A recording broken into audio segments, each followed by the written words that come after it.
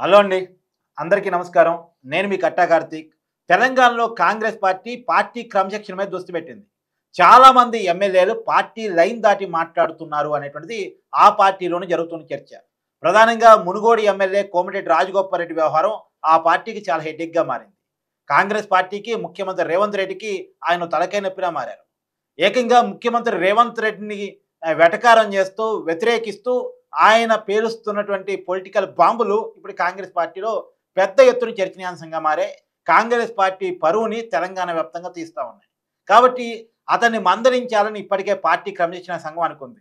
రేపటి నుండి పార్టీ క్రమశిక్షణా సంఘం మీటింగ్‌లు పెడతా ఉంది. పార్టీ లైన్ దాటిన ఎమ్మెల్యేలను పిలిచి మాట్లాడాలనుకుంటా ఉంది. ఇప్పటికే కోమటిరెడ్డి రాజగోపాల్ రెడ్డికి నోటీసులు జారీ చేశాడో తెలుస్తా ఉంది. మరి నోటీసులకి ఆయన బదులిస్తారా? వీళ్ళు పిలిస్తే ఆయన విచారణకు హాజరవుతారా? వీళ్ళు మందలించినంత మాత్రాన ఆయన తగ్గుతారా? ఎందుకంటే కోమటిరెడ్డి రాజగోపాల్ రెడ్డి తీవ్రమైన అసంతృప్తితో ఉన్నారు. ఆయనకి మంత్రి పదవి ఇవ్వలేదు అనేటువంటి కోపం ఆయనలో బాగా ఉంది. కేవలం మంత్రి పదవి మీద హామీ ఇస్తేనే నేను పార్టీలోకి వచ్చాను. కానీ పిలిచి నన్ను అవమానించారు. నాకు మంత్రి పదవి ఇవ్వలేదు.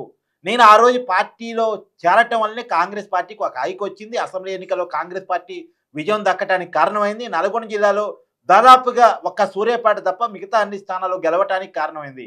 కానీ అలాంటి నన్ను విస్మరించారు అనేది అతని వాదన. ఆల్రెడీ మీ సోదరుడు కోమటిరెడ్డి వెంకటరెడ్డి మంత్రిగా ఉండంగా మీకెలా ఇస్తామనేది పార్టీ వాదన.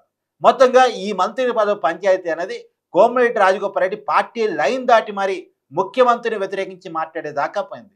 ఇప్పుడు కోమటిరెడ్డి రాజగోపాల్ రెడ్డి విషయంలో ఏం చర్యలు తీసుకుంటారు? నిజానికి రాజగోపాల్ రెడ్డి మన ఒక కీలకమైన స్టేట్మెంట్ చేశారు. అవసరమైతే రాజీనామాకు సిద్ధమని ప్రకటించారు. మరి అవసరమైతే రాజీనామాకు సిద్ధమని ప్రకటించిన కోమటిరెడ్డి రాజగోపాల్ రెడ్డి పార్టీ క్రమశిక్షణ సంఘం మాట్లాడితే తగ్గుతారా? తగ్గరా? ఇది మాత్రం చాలా చర్చనీయాంశమైంది. ఒకవేళ కోమటిరెడ్డి రాజగోపాల్ రెడ్డి మీద చర్య తీసుకునేటువంటి దాకా కాంగ్రెస్ పార్టీ వెళుతుందా? ఎందుకంటే కోమటిరెడ్డి రాజగోపాల్ రెడ్డి ఒక మాస్ లీడరు. అక్కడికి కనుక బై ఎలక్షన్ వస్తే ఆ మునుగోడులో గెలవటం అనేది కోమటిరెడ్డి రాజగోపాల్ రెడ్డిని కాదని అంత ఈజీ కాదు. మరి అంత రిస్క్ కాంగ్రెస్ పార్టీ తీసుకుంటుందా? కదా, అధికారం ఉన్నాం కాబట్టి ఏదో రకంగా గెలుస్తాం, అతని మీద చర్యలు తీసుకుందాం, అతని మీద చర్యలు తీసుకుంటే మిగతా ఎమ్మెల్యేలు ఆగిపోతారు అని ఏమన్నా ఆలోచిస్తుందా?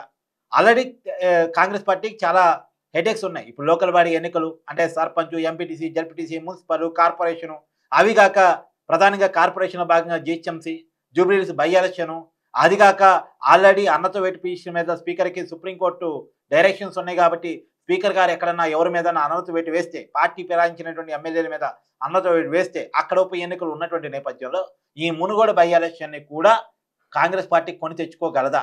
కొని తెచ్చుకొని కాంగ్రెస్ పార్టీ మునుగోడులో కోమటిరెడ్డి రాజగోపాల్ రెడ్డిని కాదని నెగ్గగలదా?